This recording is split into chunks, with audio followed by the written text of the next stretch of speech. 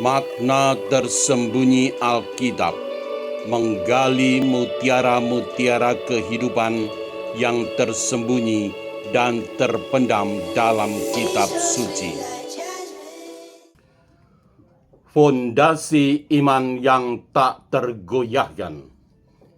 Inspirasi berasal dari Santo Yohanes dari Damsyik. Kamis 4 Desember 2025. Yesus mengakhiri khotbah di bukit dengan perumpamaan orang bijak yang mendirikan rumah di atas batu sebagai fondasi yang kokoh. Yang sudah banyak dibicarakan adalah fondasinya yang kuat di atas batu.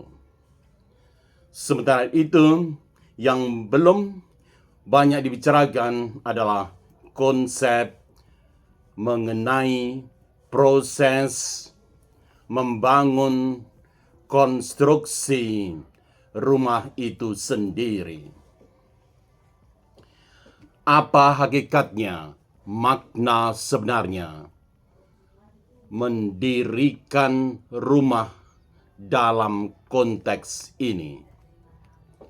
Bukankah setiap keluarga, bahkan setiap pribadi membutuhkan rumah untuk tempat tinggal dan hidupnya sepanjang hayat?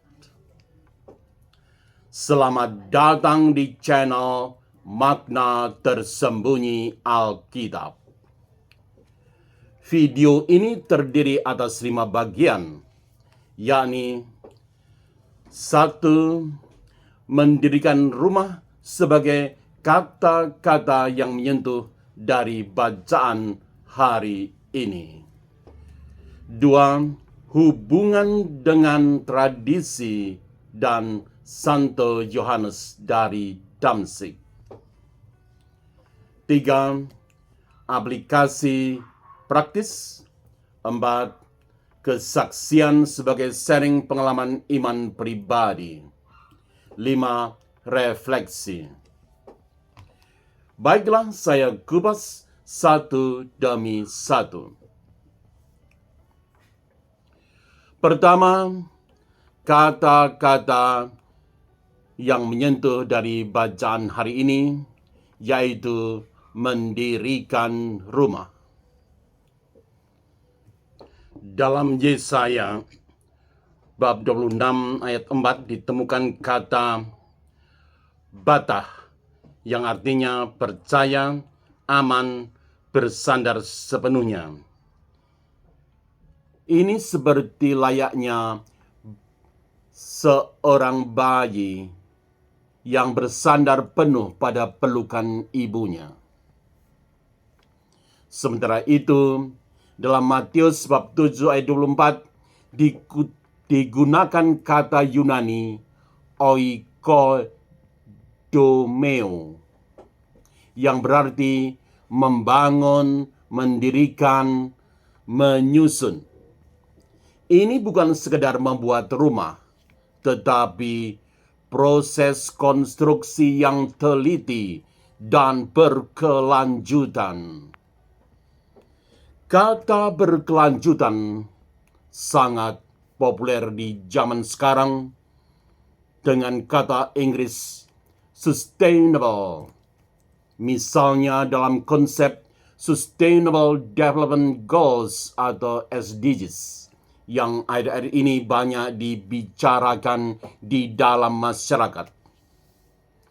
Perlu diketahui bahwa jauh sebelum Majelis Umum Perserikatan Bangsa-Bangsa menetapkan resolusi mengenai Sustainable Development Goals atau SDGs pada tahun 2015. Di zaman Yesus pun sebenarnya konsep sustainable atau berkelanjutan sudah dikenal di masa itu. 2. Hubungan tradisi suci dan aktivitas Santo Yohanes dari Damsyik. Mengapa ajaran yang tersembunyi dalam bacaan hari ini merupakan bagian dari tradisi suci? Gereja melihat hubungan erat antara iman sebagai batah dalam bahasa Ibrani tadi, dalam arti penyerahan total, dan oikodemeo sebagai proses pembangunan hidup rohani. Santo Yohanes dari Damsyik, pujangga gereja abad ke-8, dalam karya besarnya De Fide Orthodoxa menulis, iman merupakan fondasi segala sesuatu. Melalui iman kita dibangun menjadi bait Roh Kudus. Yohanes dari Damsyik sendiri menghidupi kata batah itu, yakni dalam bentuk meninggalkan kemewahan sebagai pejabat untuk hidup membiara. Beliau juga menghidupi oikodomeo, membangun iman umat melalui tulisan-tulisannya yang menjadi fondasi teologi timur. 3. Aplikasi praktis. Di Advent ini kita diajak untuk batah bersandar total pada Tuhan seperti yang diajarkan oleh Yesaya.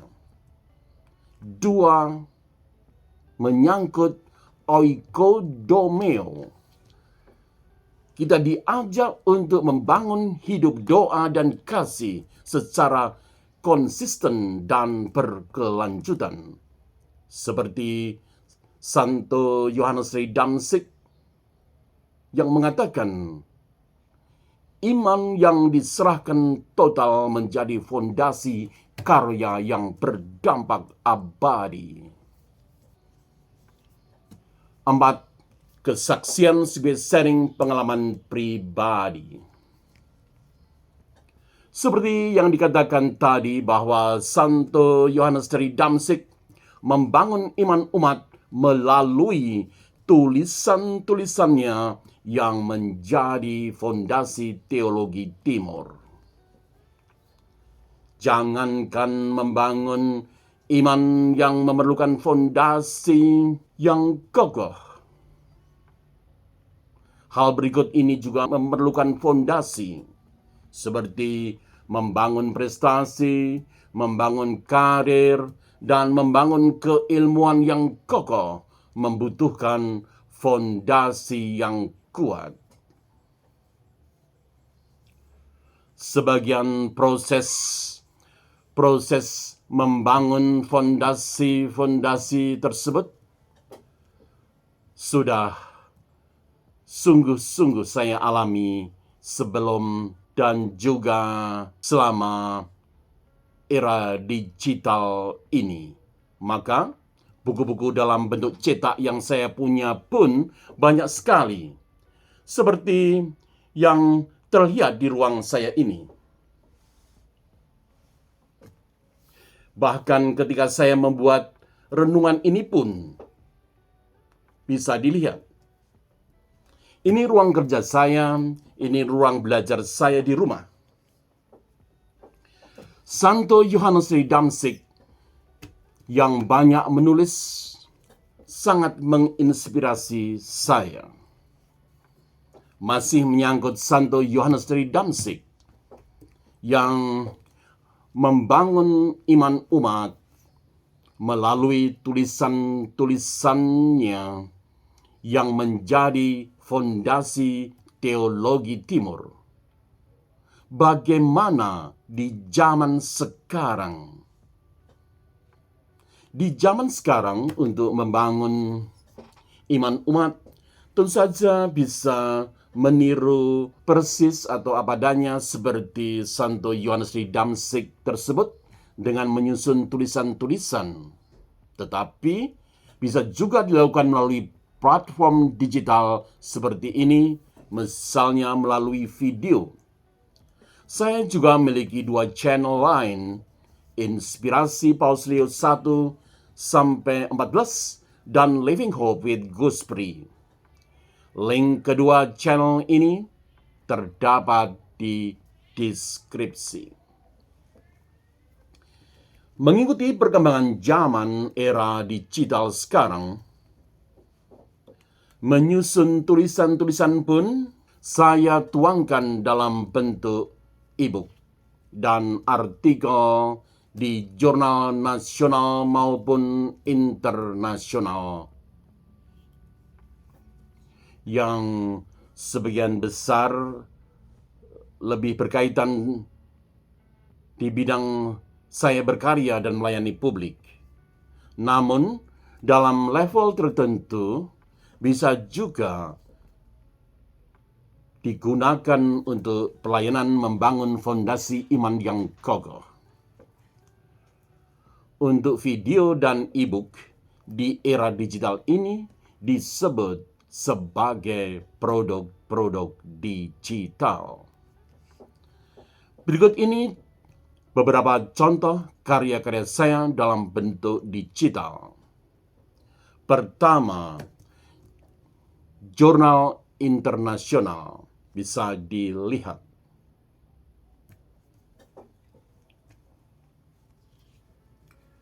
Kedua, e-book juga bisa dilihat. Doakan saya supaya tetap bertahan dan tetap tangguh melakukan pewartaan melalui platform digital ini. Ada seorang pastor yang mengomentari bahwa apa yang saya lakukan ini sebagai sarana efektif melakukan pewartaan. Sejumlah kolega saya juga mendukungnya dengan cara misalnya men-share link video, link channel melalui grup-grup mereka yang sesuai. 5. Refleksi. Mari membangun hidup di atas batu yang sejati dengan membangun fondasi iman yang kuat. Apakah dengan ala Santo Yohanes dari Damsik dengan menulis buku atau bentuk karya tulis lainnya, atau disesuaikan dengan zaman sekarang yang dapat dituangkan dalam bentuk e-book, artikel jurnal nasional dan internasional, atau menjadi influencer melalui platform digital tertentu. Semoga dengan renungan ini, Anda dan saya ikut berpartisipasi, berkontribusi, atau terlibat dalam membangun iman umat dengan fondasi yang kokoh.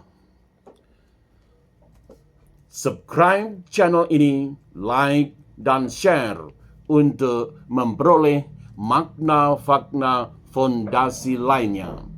Tuhan memberkati. Terima kasih. Salam sehat.